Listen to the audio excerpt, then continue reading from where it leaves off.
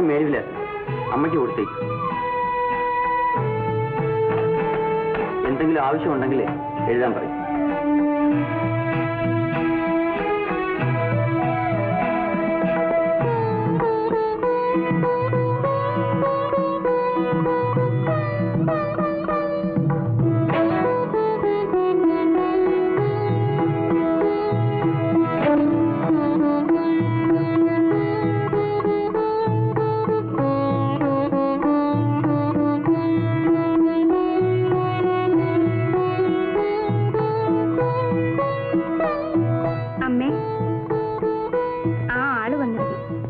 മനസ്സിലായി, ഞങ്ങൾ കണ്ടേ, ഞങ്ങളോടെല്ലാം പറഞ്ഞേ. എന്തൊരു നല്ല ആളാ. എന്താവശ്യമുണ്ടെങ്കിലും കത്തയക്കാനാ പറഞ്ഞേക്കുന്നത്. ഇതാ മേൽവിലാസം തന്നിട്ടുണ്ട്.